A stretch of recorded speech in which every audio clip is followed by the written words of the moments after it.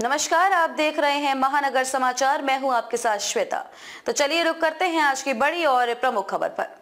आतंकवादियों को पाकिस्तान में घुसकर मारेंगे, राजनाथ सिंह ने कहा कि भारत ने कभी किसी भी देश पर हमला नहीं किया है, न ही किसी की 1 इंच जमीन पर कब्जा किया है। उन्होंने साफ कहा कि भारत हमेशा अपने पड़ोसी देशों के साथ अच्छे संबंध बनाए रखना चाहता है, लेकिन अगर फिर भी कोई भारत की आंखें दिखाएगा तो देश की शांति को खतरा पहुंचाएगा तो उसे किसी भी कीमत पर बख्शा नहीं जाएगा।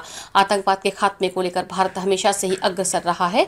देश ही नहीं बल्कि विदेशों में भी भारत ने खुलकर आतंकवाद की खिलाफत की है। हाल ही में एक बार फिर से भारत ने आतंकवाद के मुद्दे पर अपना रुख साफ किया है। एक इंटरव्यू के दौरान रक्षा मंत्री राजनाथ सिंह ने आतंकवाद पर बोलते हुए स्पष्ट कहा कि भारत में आतंकवादी गतिविधियों को अंजाम देने की कोशिश करने वाले को किसी भी कीमत पर बख्शा नहीं जाएगा, चाहे फिर वो पाकिस्तान में ही क्यों न छिपे हों।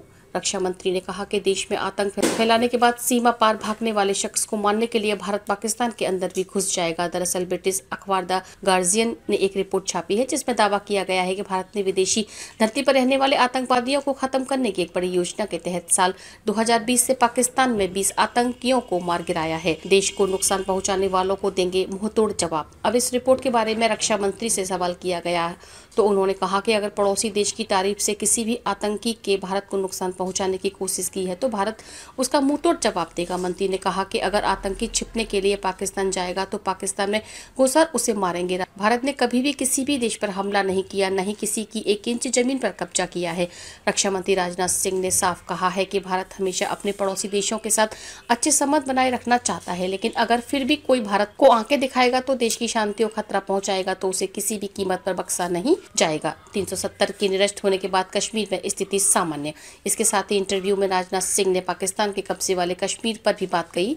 उन्होंने कहा कि आश्वस्त रहें कि पीओके के लोग खुद मांग करेंगे कि वो भारत के साथ रहें। रक्षा मंत्री ने कहा कि पीओके में कुछ प्रदर्शन भी हुए हैं क्योंकि वहां के लोग भारत में विलय चाहते हैं। उन्होंने ये भी कहा है कि आर्टिकल 370 के निरस्त होने के बाद कश्मीर में सामान्य स्थिति लौट आई है और विकास तेजी से हुआ है। खबर के अंत में खबरों में अब तक के लिए बस इतना ही।